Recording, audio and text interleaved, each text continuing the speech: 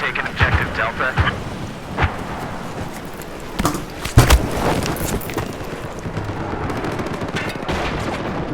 The heck was that?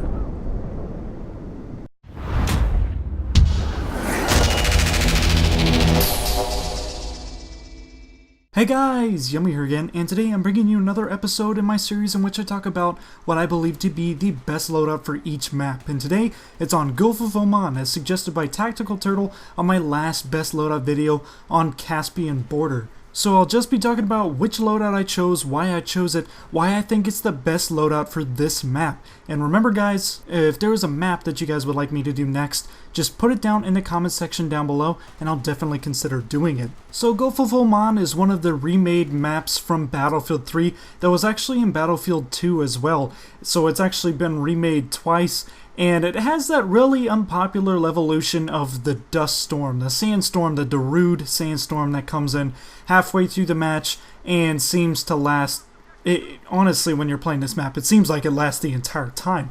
You almost don't notice it whenever it's not here, and then whenever it's here, you really wish it's not there. It was really controversial when they put it in there. It sounds cool on paper, like some of their other seemingly pointless evolutions, but in the game, it doesn't really seem to work. But this is a pretty open map with a lot of urban combat in the upper portion of the map, but there is so much that is just completely open with little to no cover. So I had to pick a loadout that had a weapon that was pretty good at long range.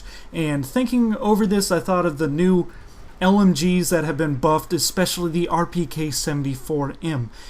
Usually I run engineer class, but it was too close to what I've done too many times on other best loadout videos, so I wanted to do something a little bit different.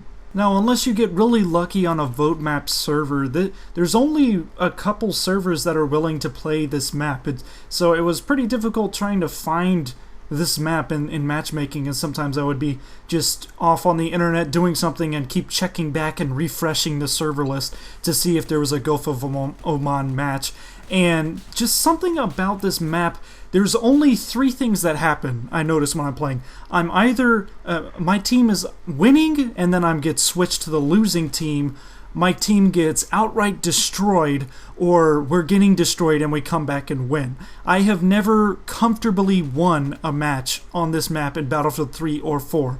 I've either been on the destroyed team or the team that is getting destroyed and comes back and wins, which of course is awesome the few times that it happens, but most of the time you just get destroyed and it's not very fun. So most of the matches were like that, and it was difficult for me to get kills at all because I couldn't even get to objectives without getting killed. I was spawning in and dying. I couldn't get places. So most of this gameplay is from the first match that I recorded that was actually an extremely good one. That also had a really successful LAV kill streak in it, so I even showed that just a little bit. But my point is, I'm not entirely sure what it is about this map that makes people not want to play the objective. Seriously, most of the games, half my team is camping in the construction buildings. I just want to tear my hair out. But on to the loadout. As I said before, I chose the support kit with the RPK-74M, the newly buffed weapon that is actually pretty amazing at range. It looks like a giant AK-47, and I guess it kind of feels that way, and I love the iron sights on it. I actually found myself doing better with the iron sights at range, and I mean pretty much in every situation, than with some kind of sight on, which I was using the hollow sight because I really like the hollow sight in Battlefield 4, even though most people just use the Coyote and nothing else. But this gun was really successful in what I wanted it to do. It did exactly what I thought it would. It's an absolute monster at range. It has really easy to control recoil. It has some bit of spread, but if you just tap fire it slow enough and be consistent with your tap firing and just be really patient, it is easy to overcome, and you can still manage to hit guys at extreme long range with it.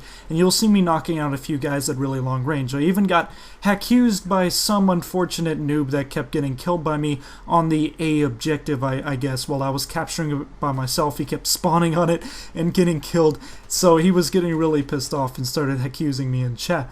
But this gun just does exactly what it should on this map. It is just really great at range, and it has pretty good hip fire as well, so if you get into that urban area in the northern portion of the map, you can handle yourself pretty well. I was running this gun completely naked, and it was actually pretty exceptional.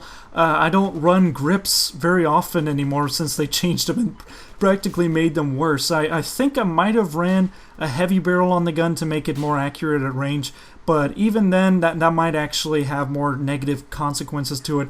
So really a lot of guns you'll find are a lot better naked now.